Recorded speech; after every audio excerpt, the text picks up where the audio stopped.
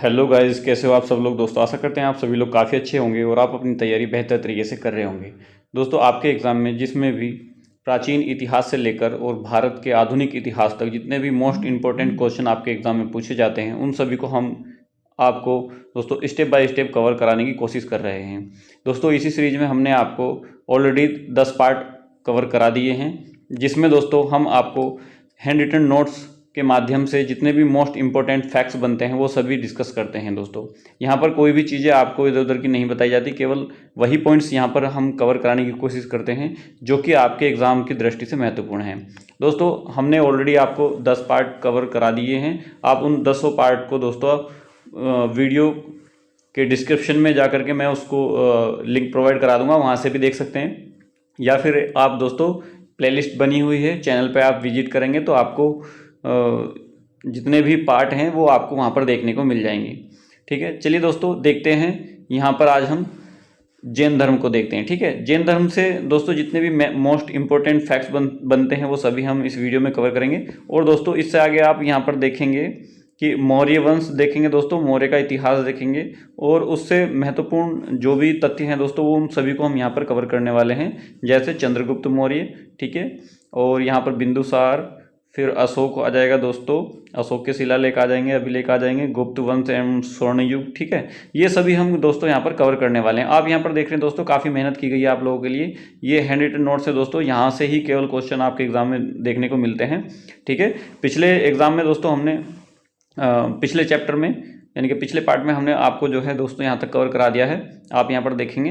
ठीक है, जितने भी युद्ध हुए हैं युद्ध तक दोस्तों हमने यहाँ पर कवर कराया है, लेकिन आज हम दोस्तों आपको जैन धर्म कवर कराने वाले हैं। ठीक है, जैन धर्म से रिलेटेड और उससे मोस्ट इंपोर्टेंट जो भी फैक्ट बनते हैं उन सभी को हम क्लियर करेंगे। ठीक है, यहाँ से स्टार्ट करते हैं जैन धर्म। ठीक है, देखते हैं जैन धर्म के प्रथम तीर्थकर वे संस्थापक दोस्तों ऋषभ देव थे। ठीक है, ये क्वेश्चन क्या आपने नहीं देखा दोस्तों? 100% दोस्तों आपने इस क्वेश्चन को कई बार एग्जाम में रिपीट होते हुए देखा होगा। आप तैयारी करते हैं दोस्तों, आपने इस क्वेश्चन को भी पढ़ा होगा, क्योंकि दोस्तों यहाँ पर पूछ लिया जाता है कि जैन धर्म के प्रथम तीर्थंकर वे दोस्तों इसके संस्थापक ठीक है कौन थे। तो आप यहाँ पर देखिएगा कि यहाँ पर जो है जैन धर्म के प्रथम तीर्थंकर वे संस्थापक दोस्तों ऋषभ देव थे। ठीक है, इनका जो प्रतीक है दोस्तों यहाँ पर सांड है, सांड। ठीक है, जो बेल होता है वह है दोस्तों। प्रतीक के बारे में पूछ लिया जाता है, आप इसको अच्छे से याद रखिएगा। जैन धर्म के 23वें तीर्थंकर दोस्तों पार्श्वनाथ थे। दोस्तों 23वें तीर्थंकर कई बार पूछा गया है कि जैन धर्म के दोस्तों जो 23वें तीर्थंकर है उनका नाम क्या है, तो आप यहाँ पर याद रखिए इनका नाम पार्श्वनाथ है और ये जैन धर्म के 23वें तीर्थंकर थे। ठीक है, इनका प्रतीक दोस्तों, प्रतीक जो चिन्ह है वह सर्प है। ठीक है, इनका जो प्रतीक चिन्ह था वह सर्प था। यहाँ पर आप देखेंगे दोस्तों इन्होंने चतुर्यान शिक्षाएं दी। ठीक है, चतुर्यान शिक्षाएं दी दोस्तों, चतुर्याम शिक्षाएं। ठीक है, देखेंगे दोस्तों पहला है सत्य, दूसरा है अहिंसा, तीसरा है असत्य यानी कि चोरी नहीं करना, और चौथा है दोस्तों यहाँ पर अपरिग्रह यानी कि संपत्ति नहीं रखना। ठीक है, नेक्स्ट देखेंगे दोस्तों, क्योंकि दोस्तों यहाँ पर आप देख रहे होंगे यहाँ पर जो चारों इन पॉइंट्सों को कई बार आपके एग्जाम में रिपीट दोस्तों ये हुए हैं और इसी प्रकार से आने की संभावना इनकी बनती है। आपको क्या करना है, अच्छे से याद रखना है। ठीक है, नेक्स्ट देखते हैं दोस्तों जैन धर्म के 24वें वे अंतिम तीर्थंकर दोस्तों महावीर स्वामी थे। ठीक है, आप यहाँ पर देखेंगे जैन धर्म के दोस्तों यहाँ पर जो 24वें और अंतिम तीर्थंकर हैं दोस्तों यहाँ पर महावीर स्वामी थे। इनका प्रतीक चिन्ह दोस्तों यहाँ पर देखेंगे सिंह था। ठीक है, महावीर स्वामी ने ब्रह्मचर्य महाव्रत दोस्तों यहाँ पर है किया है यानी कि जोड़ा है। ठीक है, यहाँ पर आप देखेंगे दोस्तों महावीर स्वामी के बारे में आप जितने भी मोस्ट इंपॉर्टेंट फैक्ट्स बनते हैं दोस्तों उनको क्या कीजिएगा, आपको याद रखना होगा। ठीक है, यहाँ पर आप देखेंगे इनका बचपन का नाम दोस्तों यहाँ पर वर्धमान है, और जो कि इनका जन्म है दोस्तों, जन्म पूछ लिया जाता है 540 ईसा पूर्व में कुंडल ग्राम में हुआ था। ठीक है, और जो दोस्तों या फिर यहाँ पर आप देखेंगे 599 ईसा पूर्व। ठीक है, नेक्स्ट है दोस्तों यहाँ पर आप देखेंगे मृत्यु कब हुई इनकी 468 ईसा पूर्व में, जो कि दोस्तों यहाँ पर इनकी मृत्यु का स्थान पूछ लिया जाता है पावापुरी। ठीक है, जन्म का स्थान अगर जो पूछ ले तो कुंडल ग्राम, ठीक है, और यहाँ पर कुंडग्राम, और यहाँ पर मृत्यु अगर पूछ ले तो पावापुरी। ठीक है, नेक्स्ट देखते हैं दोस्तों जैन धर्म के वास्तविक संस्थापक दोस्तों अगर पूछ लिया जाए तो यहाँ पर आप बताएंगे महावीर स्वामी थे। ठीक है, पिता इनका नाम दोस्तों सिद्धार्थ था और माता का नाम त्रिशला। ठीक है, पत्नी इनकी यशोदा, ठीक है। और यहाँ पर पुत्री देखेंगे दोस्तों, इनका नाम था प्रियदर्शनी। दोस्तों काफ़ी बार इन पॉइंट्स को आपके एग्जाम में पूछा गया है, आपको इनको जो है अच्छे से याद रखना है। पूछ लिया जाता है कि महावीर के पिताजी के क्या नाम था या फिर माता जी का क्या नाम था, ठीक है। अगर ज़्यादा थोड़ा सा एग्जाम टफ करना होगा तो दोस्तों इनकी पुत्री के बारे में पूछ लिया जाता है, तो आप इनकी पुत्री के बारे में भी याद रखिएगा, जिनका नाम था प्रियदर्शनी, ठीक है। नेक्स्ट देखते हैं दोस्तों यहाँ पर महावीर स्वामी। दोस्तों यहाँ पर आप देखेंगे ज्ञात्रक यानी कि क्षत्रिय कुल, ठीक है, कुल के थे, वंश के थे, ठीक है। महावीर स्वामी को 12 वर्ष की कठोर तपस्या के बाद दोस्तों आप यहाँ पर देखेंगे जंभिक ग्राम के समीप दोस्तों रिजुपालिका नदी के तट पर साल वृक्ष के नीचे ज्ञान प्राप्त हुआ, ठीक है। अच्छे से आपको इस पॉइंट्स को भी याद रखना होगा। महावीर स्वामी ने अपने उपदेश प्राकृत, ठीक है, अर्धमागधी भाषा में दिए। दोस्तों यहाँ पर पूछ लिया जाता है कि महावीर स्वामी के जो उपदेश हैं वह किस भाषा में हैं, तो आपको क्या करना है, इसको अच्छे से याद रखना है, काफ़ी इंपॉर्टेंट ये दोस्तों होता है, ठीक है। चलिए दोस्तों नेक्स्ट देखते हैं महावीर स्वामी ने पहला उपदेश राजगृह में दिया था, ठीक है। नेक्स्ट देखते हैं त्रिरत्न का संबंध मूल रूप से जैन धर्म से है। दोस्तों पूछ लिया जाता है कई बार कि त्रिरत्न का संबंध जो है किस धर्म से है, तो आप यहाँ पर बताएंगे जैन धर्म से है, ठीक है। यहाँ पर आप देखेंगे त्रिरत्न है दोस्तों, यहाँ पर साम्यक ज्ञान, साम्यक आचरण और साम्यक दृष्टि या दर्शन, ठीक है। पंच महाव्रत हैं दोस्तों इनके, यहाँ पर आप देखेंगे सत्य, ठीक है, अहिंसा और असत्य यानी कि झूठ नहीं बोलना, अपरिग्रह और ब्रह्मचर्य, ठीक है। यहाँ पर आप देखेंगे दोस्तों श्वेतांबर के बारे में देखेंगे दोस्तों, यहाँ पर आप देखेंगे श्वेतांबर और दिगंबर, ठीक है। श्वेतांबर और दिगंबर का संबंध जो दोस्तों किससे है, वो है जैन धर्म से ही है, ठीक है। नेक्स्ट है दोस्तों यहाँ पर स्यादवाद और अनेकांतवाद, ठीक है, का संबंध किससे है, जैन धर्म से। दोस्तों इसके बारे में कई बार पूछा गया है कि स्यादवाद और यहाँ पर एकांतवाद का जो संबंध है वह किस धर्म से है, तो आपको यहाँ पर अच्छे से याद रखना है। इसका राइट आंसर क्या हो जाएगा, जैन धर्म, ठीक है। नेक्स्ट दोस्तों प्रथम जैन जो संगति थी दोस्तों पाटलिपुत्र में हुई थी, ठीक है, और चंद्रगुप्त मौर्य के शासनकाल में हुई थी, ठीक है। इसके जो अध्यक्ष थे यहाँ पर शूलभद्र थे, ठीक है। यहाँ पर आप देखेंगे प्रथम जैन संगति पाटलिपुत्र में हुई थी और चंद्रगुप्त मौर्य के शासनकाल में हुई थी। इसके अध्यक्ष कौन थे, शूलभद्र थे।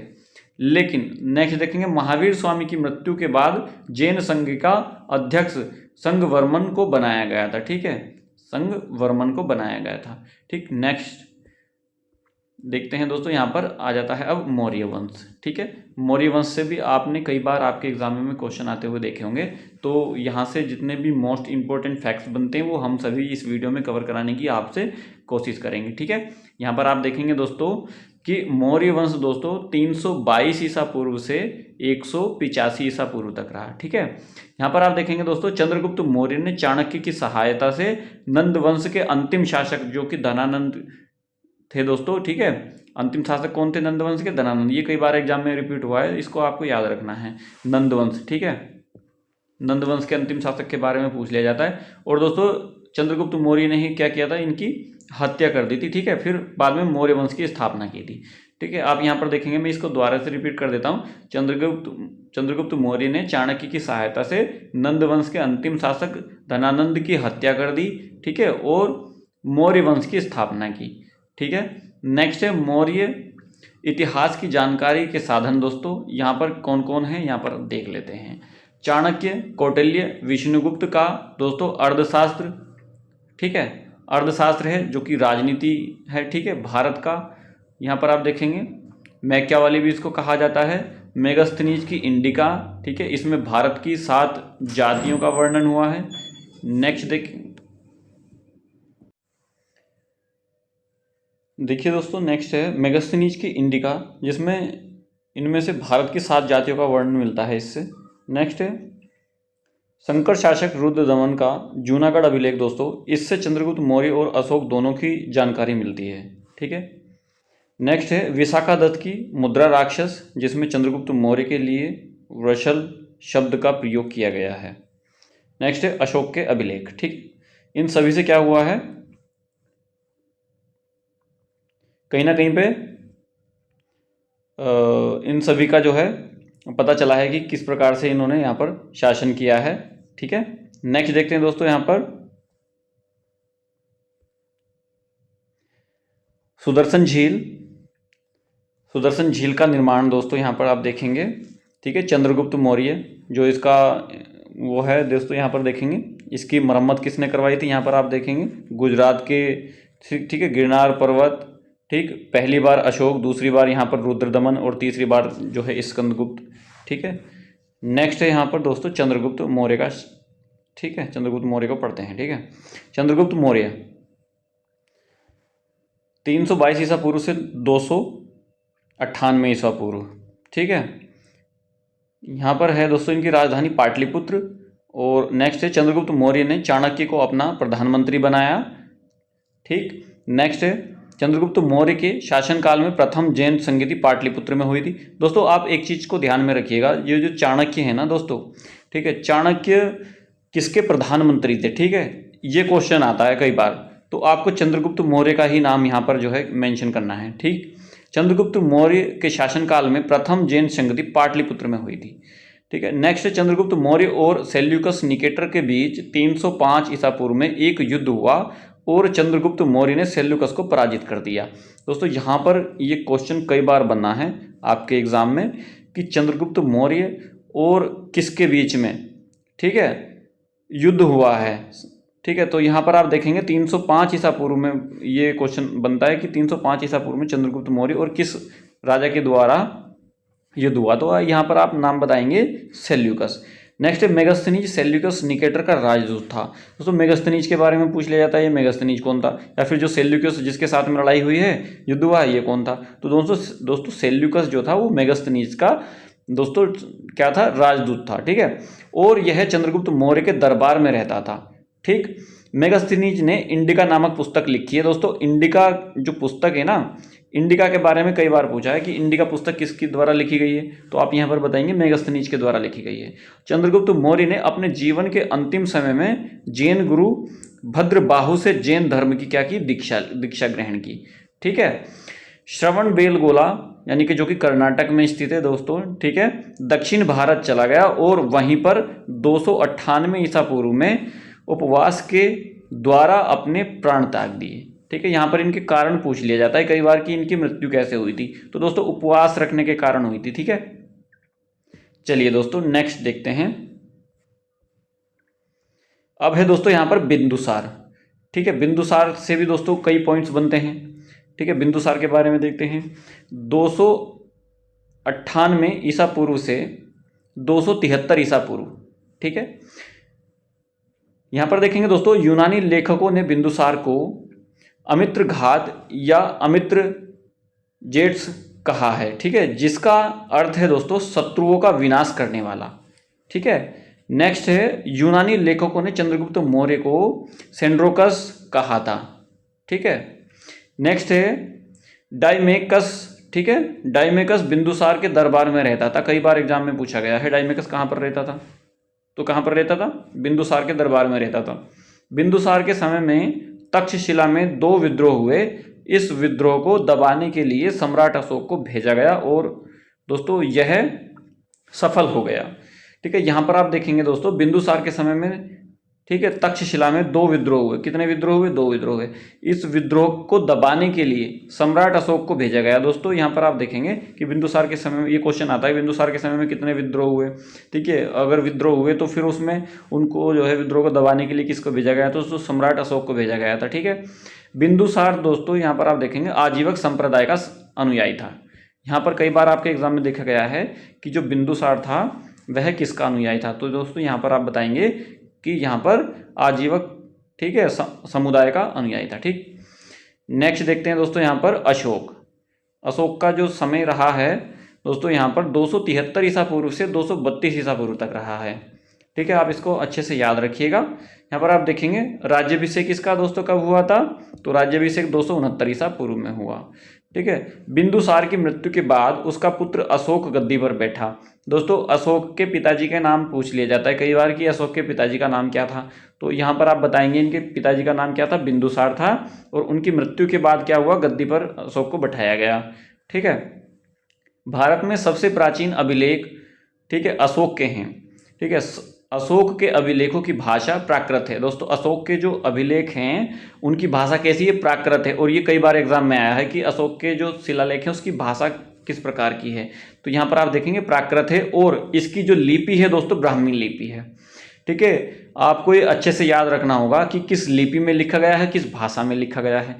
तो यहाँ पर आप बताएंगे प्राकृत भाषा में लिखा गया है, और लिपि का अगर पूछ लिया जाए तो यहाँ पर ब्राह्मी लिपि आपको आंसर करना है। तीसरी बौद्ध संगति सम्राट अशोक के शासनकाल में पाटलिपुत्र में हुई।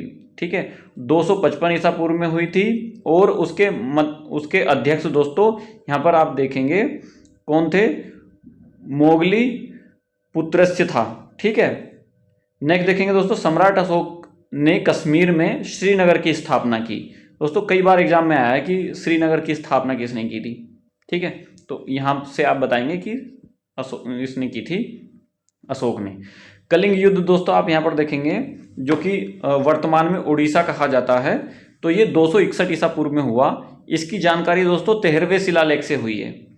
ठीक है, सम्राट अशोक के अपने राज्याभिषेक के 8वें वर्ष बाद अर्थात यानी कि 261 ईसा पूर्व कलिंग पर आक्रमण किया। और इस युद्ध की जानकारी अशोक के 13वें शिलालेख से मिलती है। ठीक है, इस पॉइंट्स को आपको क्या करना है? अच्छे से याद रखना है। अशोक के जो अभिलेख हैं दोस्तों आप यहाँ पर देखेंगे भाषा कैसी रही है? प्राकृत भाषा रही है।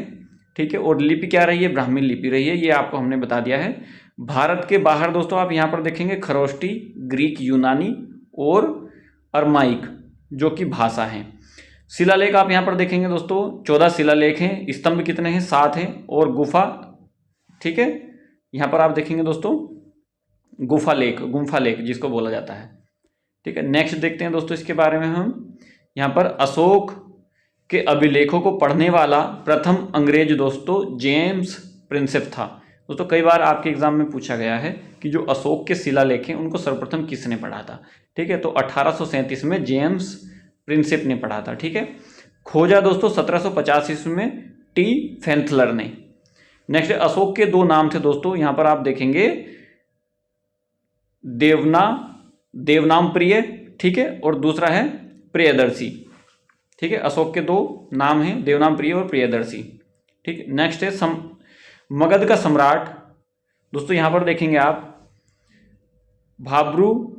ठीक है, वैराट, इसका जो पता चलता है किससे चलता है? वैराट अभिलेख से चलता है, वैराट अभिलेख से। ठीक है, अशोक ने कलिंग युद्ध के बाद उपगुप्त नामक बौद्ध भिक्षु से बौद्ध धर्म की दीक्षा ग्रहण की। मौर्य वंश का अंतिम शासक भद्रथ मौर्य था दोस्तों। ठीक है, कई बार एग्जाम में पूछा गया है कि मौर्य वंश का जो अंतिम शासक था वह कौन था। ठीक है, तो यहां पर आप बताएंगे भद्रथ।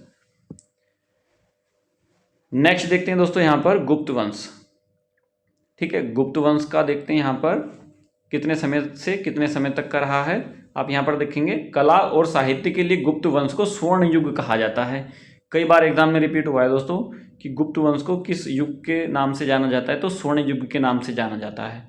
ठीक है, संस्थापक आप यहाँ पर देखेंगे तो श्रीगुप्त हैं। ठीक है, और यहाँ पर आप देखेंगे श्रीगुप्त जो हैं 240 ईसा पूर्व से 280 ईसा पूर्व। फिर दोस्तों यहाँ पर घटोत्कच आ जाते हैं 280 से 319, माफी चाहूँगा।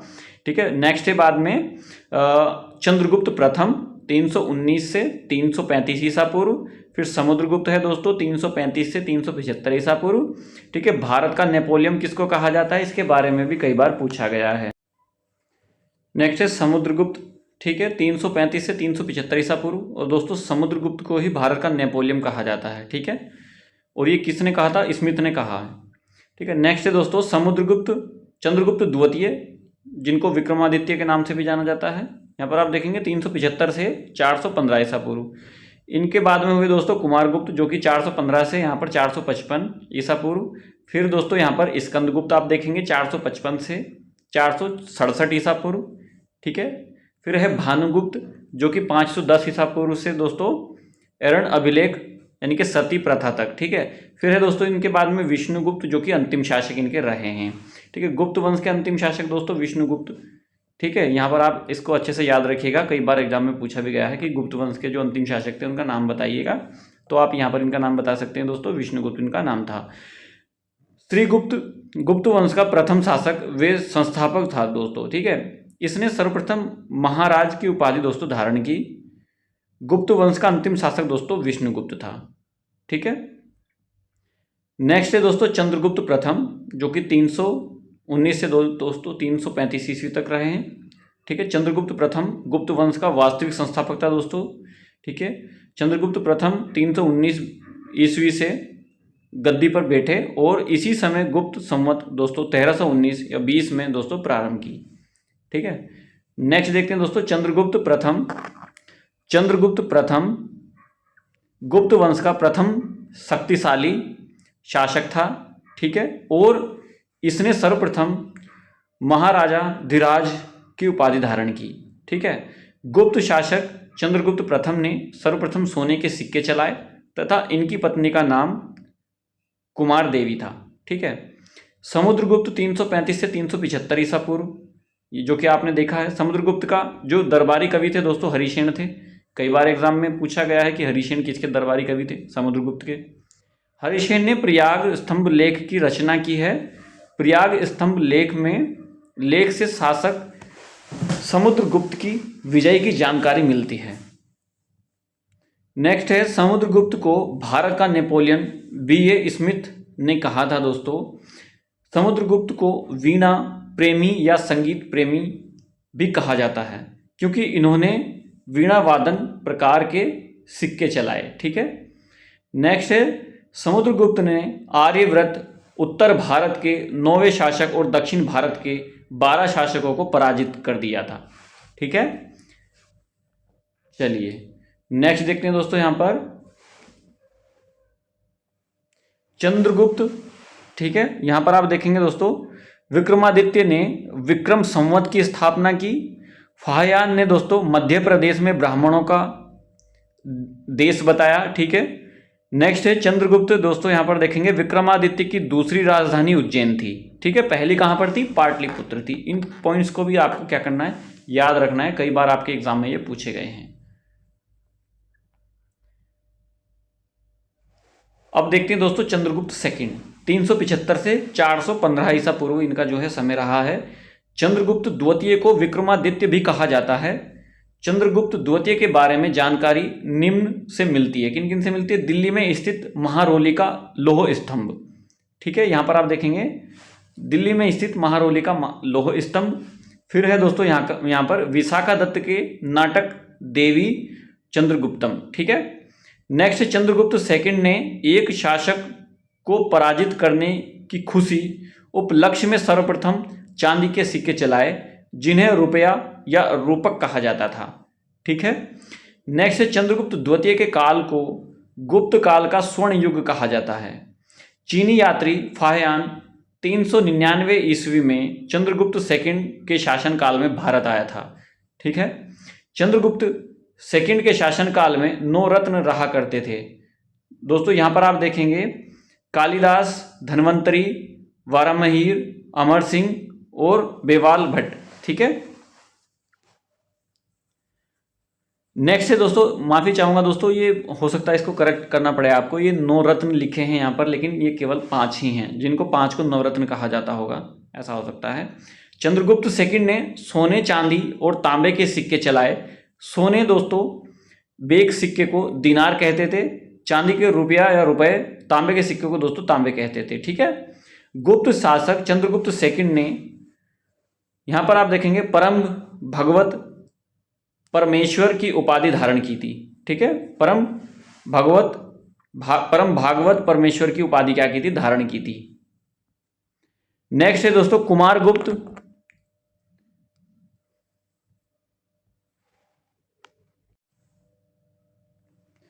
कुमारगुप्त गुप्त वंश का वह शासक है जिसके सर्वाधिक अभिलेख मिले हैं। कुमारगुप्त के बिलसड अभिलेख से गुप्त वंश की वंशागतियों का उल्लेख मिलता है। गुप्त वंश के शासक विष्णु के उपासक थे तथा उनके सिक्कों पर गरुड़ का चिन्ह मिलता है। ठीक है। कई बार आपके एग्जाम में पूछा गया है दोस्तों, इसको अच्छे से याद रखिएगा। ठीक है। कुमारगुप्त जो है दोस्तों गुप्त वंश का एक ऐसा शासक है जिसके सिक्कों पर मयूर का चिन्ह मिलता है। ठीक है, यहाँ पर भी दोस्तों कई बार आपके एग्जाम में पूछा गया है, इस पॉइंट्स को भी आप अच्छे से याद रखिएगा कि मयूर का जो चिन्ह है वो किससे मिलता है। ठीक है, कुमारगुप्त पहला शासक है जिसने अश्वमेध यज्ञ कराया। दोस्तों अश्वमेध यज्ञ किसने कराया, इसके बारे में भी कई बार एग्जाम में पूछा गया है, इसको अच्छे से याद रखिएगा, कुमारगुप्त ने कराया है। मंदिर निर्माण की परंपरा गुप्त काल से शुरू होती है दोस्तों। ठीक है, यहाँ पर आपको याद रखना है।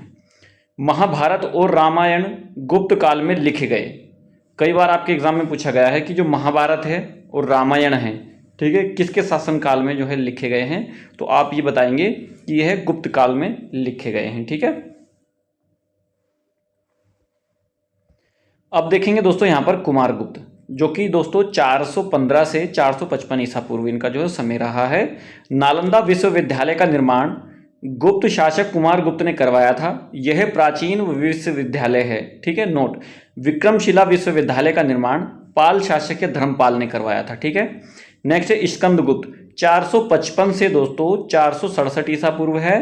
भारत में सर्वप्रथम हुणों ने अपना पहला, ठीक है, पहला आक्रमण गुप्त शासक चंद्रगुप्त मौर्य के समय में किया।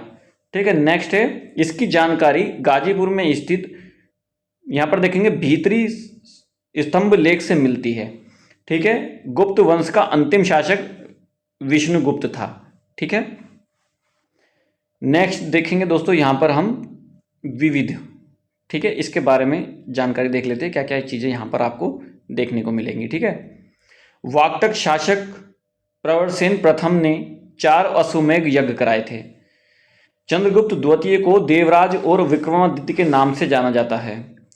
गुप्त काल में उत्तर भारतीय व्यापार ताम्र लिपिक बंदरगाह बंगाल से होता था और पश्चिम भारत में भचोड़ भड़ोच, जो जिसको बोलते हैं दोस्तों भड़ोच से होता था। ठीक है, गुप्त काल में गुजरात बंगाल दक्षिण में स्थित वस्त्र उद्योग थे। ठीक है, आयुर्वेद और चिकित्सा की जानकारी सुश्रुत से मिलती है। नगरों का, ठीक है, क्रमिक पतन गुप्त काल की महत्वपूर्ण विशेषता है। गुप्त काल स्वर्ण काल कहा जाता है। गुप्त काल में मंदिर दान में दिए गए थे। धर्मशास्त्रों में भू राजस्व की दर 1/6 थी। गुप्त काल में मंदिर एवं ब्राह्मणों को जो भूमि दी जाती थी उसे अग्रहार कहते थे। दोस्तों काफी महत्वपूर्ण ये पॉइंट्स मैं आपको बता रहा हूं, इनको अच्छे से आपको याद करना होगा। ठीक है, नेक्स्ट दोस्तों, प्राचीन काल में सिंचाई कर को विदक भागम भी कहते थे। ठीक है, 3री शताब्दी में यहाँ पर आप देखेंगे दोस्तों बारंगाल लोहे के उपकरणों के लिए प्रसिद्ध था दोस्तों। ठीक है, जिसको आजकल दोस्तों आंध्र प्रदेश कहते हैं, जिसको आज के समय में क्या कहते हैं, आंध्र प्रदेश कहते हैं। कालिदास के नाटक, ठीक है, यहाँ पर आप देखेंगे दोस्तों जो इनके कितने नाटक रहे हैं, 5 रहे हैं। इनके नाम आप यहाँ पर देखिए, मालतिका, ठीक है, जो सुंगवंश है, देखिए अभिज्ञान शाकुंतलम, मेघदूत, कुमार संभवन, और यहाँ पर आप देखेंगे दोस्तों इसका थोड़ा सा अच्छे से नजर नहीं आ रहा, तो ये हो सकता है व्रत संहार। ठीक है, व्रत संहार हो सकता है शायद। नेक्स्ट देखेंगे दोस्तों यहाँ पर हम प्रमुख किताबें। ठीक है, मुद्रा राक्षस किसके द्वारा लिखी गई है, विशाखा दत्त के द्वारा लिखी गई है। गीत गोविंद किसके द्वारा लिखी गई है दोस्तों, आप यहाँ पर देखेंगे कि जयदेव के द्वारा लिखी गई है। ठीक है, नेक्स्ट है प्रेम वाटिका रसखान के द्वारा। बुद्धचरित, अश्वघोष। दोस्तों ये जो सारी किताबें हैं ना, इनके बारे में कई बार आपके एग्जाम में पूछा गया है, आपको इनको अच्छे से याद रखना है, क्योंकि इसी प्रकार से आपके एग्जाम में पूछा जाएगा। तो दोस्तों ये वे सभी महत्वपूर्ण किताबें हैं जो कि पहले जो इन लोगों के द्वारा लिखी गई है। और दोस्तों सीधे सीधे क्वेश्चन आते हैं कि ये वाली जो बुक है ये किसके द्वारा लिखी गई है। ठीक है, तो इनको आपको अच्छे से याद रखना है।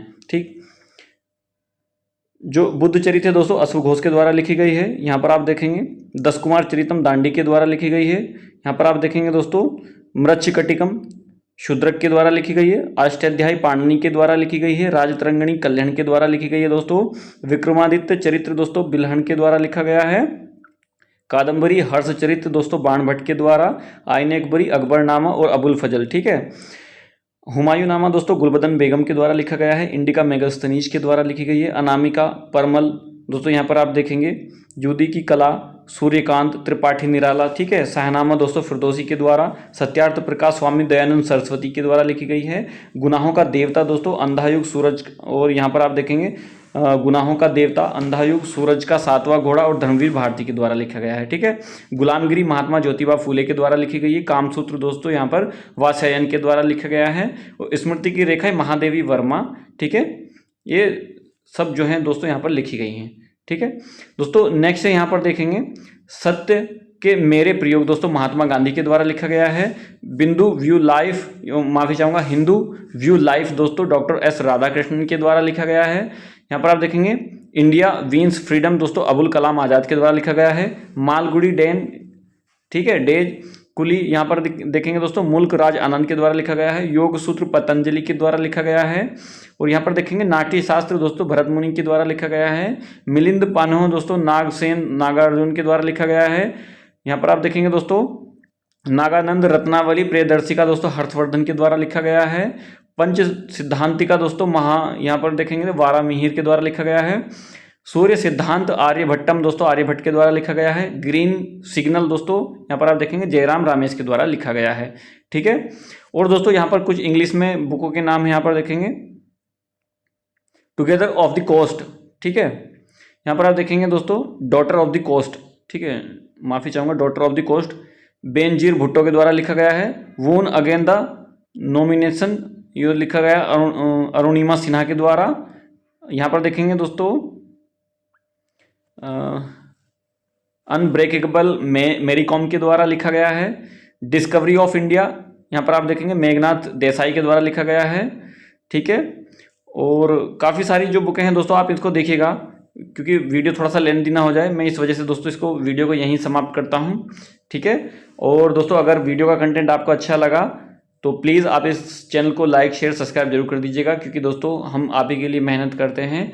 और दोस्तों ये आशा करते हैं कि आपको ये वीडियो अच्छी लगी होगी, और अपने फ्रेंड सर्किल में भी दोस्तों आप इस वीडियो का लिंक जरूर शेयर कीजिएगा, ताकि वो भी इस प्रकार के क्वेश्चंस को दोस्तों आसानी से पढ़ सकें और अपने एग्जाम में अच्छे से परफॉर्म कर सकें। दोस्तों मिलते हैं नेक्स्ट वीडियो में, तब तक के लिए थैंक यू सो मच, जय हिंद।